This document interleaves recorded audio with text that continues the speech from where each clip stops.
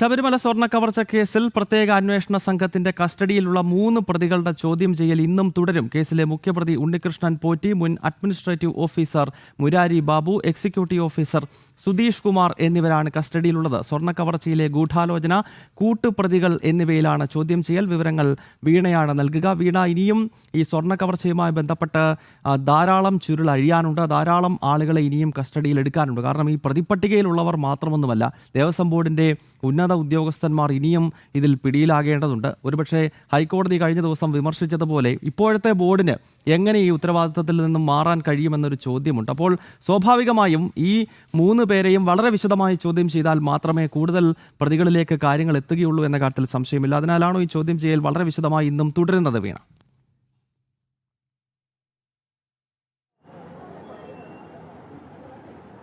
തീർച്ചയായും ഗൗതം, കഴിഞ്ഞ ദിവസമാണ് മുരാരി ബാബുവിനെ ഒപ്പം തന്നെ സുധീഷ് കുമാറിനെയും കസ്റ്റഡിയിൽ വാങ്ങിയത്. രാത്രിയോടുകൂടിയാണ് ഇഞ്ചക്കലെ ക്രൈംബ്രാഞ്ച് ഓഫീസിൽ പ്രത്യേക അന്വേഷണ സംഘം ഇരുവരെയും എത്തിച്ചത്. ഉണ്ണികൃഷ്ണൻ പോറ്റി നിലവിലുണ്ട്. 3 പേരെയും ഇരുത്തിയുള്ള ചോദ്യം ചെയ്യൽ ഇന്നും പുരോഗമിക്കുകയാണ്. അതിൽ ഏറ്റവും എടുത്തു പറയാനുള്ളത് ഇപ്പോൾ ഈ 3 പ്രതികൾ, അതായത് ഒന്ന് മുഖ്യപ്രതിയായ സ്പോൺസറായ ഉണ്ണികൃഷ്ണൻ പോറ്റി, പിന്നെ ഇതുമായി ബന്ധപ്പെട്ട് ഗൂഢാലോചന നടത്തിയ ദേവസ്വം ബോർഡിലെ 2 ഉദ്യോഗസ്ഥർ, മുൻ ഉദ്യോഗസ്ഥരാണുള്ളത്, സുധീഷ് കുമാറും ഒപ്പം തന്നെ മുരാരി ബാബുവും. ഈ ഉദ്യോഗസ്ഥരിൽ മാത്രം കേന്ദ്രീകരിച്ച് അന്വേഷണം പോകുന്ന ഒരു സാഹചര്യമുണ്ട്. ഈ ഒരു ഘട്ടത്തിലാണ് കൂടുതലിലേക്ക്, അതായത് കൂട്ടുപ്രതികൾ അടക്കം ഇതിലുണ്ട് എന്നുള്ളത്. ഈ സ്വർണ്ണ കവർച്ചയുമായി ബന്ധപ്പെട്ട ഒരു ഗൂഢാലോചന നടന്നിട്ടുണ്ടെന്നുള്ള വിമർശനങ്ങളടക്കം കോടതിയുടെ ഭാഗത്തു നിന്നുണ്ടായിട്ടുണ്ട്. വ്യക്തമായ തെളിവുകളും അന്വേഷണ സംഘത്തിന് ലഭിക്കുകയാണ്. ഇതുമായി ബന്ധപ്പെട്ട് കൂടുതൽ പേരിലേക്ക് അന്വേഷണം എത്തേണ്ടതുണ്ട്. ഇതുമായി ബന്ധപ്പെട്ട് നടന്ന ഗൂഢാലോചന ഒപ്പം തന്നെ മറ്റു പ്രതികളുടെ പങ്ക്, നിലവിലെ ബോർഡിന്റെ അടക്കം പങ്ക് തള്ളിക്കളയാനാകില്ല എന്ന് കോടതി വിലയിരുത്തിയിട്ടുണ്ട്. ഇതുമായി ബന്ധപ്പെട്ടുള്ള നിർണായക വിവരങ്ങൾ ഇനിയും പുറത്തു വരാനുണ്ട്. ആ സുപ്രധാന നടപടികളിലേക്കാണ് അന്വേഷണ സംഘം ഇപ്പോൾ കടന്നിരിക്കുന്നത്.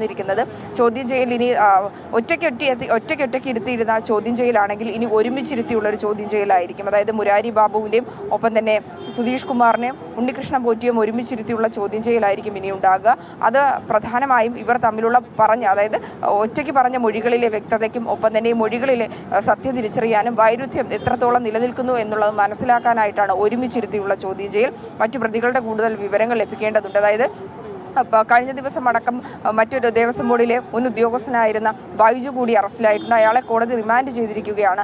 തുടർന്ന് വരും ദിവസങ്ങളിലായ ആ ഉദ്യോഗസ്ഥനെ കൂടി, മുൻ ദേവസ്വം ബോർഡ് ഉദ്യോഗസ്ഥനായിരുന്ന ബൈജുവിനെ കൂടി ഉൾപ്പെടുത്തിയുള്ള ചോദ്യം ചെയ്യലിലേക്കും അന്വേഷണ സംഘം കടക്കും. തെളിവുകൾ ശേഖരിച്ചുള്ള ഒപ്പം തന്നെ മറ്റു പ്രതികളുടെ പങ്ക്, അതുപോലെ തന്നെ ഫോൺ സംഭാഷണം അടക്കമുള്ള കാര്യങ്ങളൊക്കെ പരിശോധിക്കുന്നുണ്ട്. ഇത്തരത്തിൽ വ്യാപകമായുള്ളൊരു അന്വേഷണത്തിനാണ് ഉദ്യോഗസ്ഥർ തീരുമാനിച്ചിരിക്കുന്നത്. കൂടുതൽ പേരിലേക്ക് അന്വേഷണം എത്തേണ്ടതുണ്ട്. ഉന്നതർ അടക്കം ഇതിൽ പങ്കുണ്ടെന്നുള്ള വിവരങ്ങൾ ആദ്യമേ മുതൽ തന്നെ പുറത്തു വന്നിരുന്നു. ആ ഉന്നതരിലേക്ക് എത്തേണ്ടതുണ്ട്.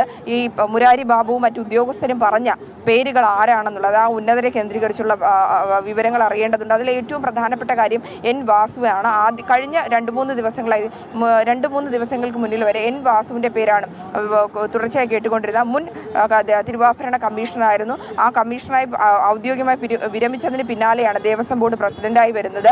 അപ്പോൾ തന്നെ ഇതുമായി ബന്ധപ്പെട്ട്, അതായത് 2019 ഈ സ്വർണ്ണ കവർച്ച കാലഘട്ടത്തിലാണ്, ആ സമയത്താണ് ഇതുമായി ബന്ധപ്പെട്ടുള്ള ചുമതല ഉണ്ടായിരുന്നത്. അപ്പോൾ അതുമായി ബന്ധപ്പെട്ട എൻ വാസുവിന് കൃത്യമായിട്ടുള്ള വിവരങ്ങൾ അറിയാമെന്ന് ഉദ്യോഗസ്ഥർക്ക് മനസ്സിലായിരുന്നു. തിരുവനന്തപുരത്തുള്ള എൻ വാസുവിനെ ക്രൈംബ്രാഞ്ച് ഓഫീസിൽ വിളിപ്പിച്ച് ചോദ്യം ചെയ്തിരുന്നു. മണിക്കൂറുകൾ നീണ്ട ചോദ്യം ചെയ്യലുണ്ടായിരുന്നു. ഇന്നിപ്പോൾ വീണ്ടും ചോദ്യം ചെയ്യൽ തുടരുകയാണ്. മുരാരി ബാബുവും ഉണ്ണികൃഷ്ണൻ പോറ്റിയും സുധീഷും ഒക്കെ സ്പെഷ്യൽ ഇൻവെസ്റ്റിഗേഷൻ ടീമിന്റെ കസ്റ്റഡിയിലാണ്. അവരെ ഇന്നും വളരെ വിശദമായി തന്നെ ചോദ്യം ചെയ്യുമെന്നാണ് ഞങ്ങളുടെ പ്രതിനിധി വീണ തിരുവനന്തപുരത്ത് നിന്നും റിപ്പോർട്ട് ചെയ്യുന്നത്.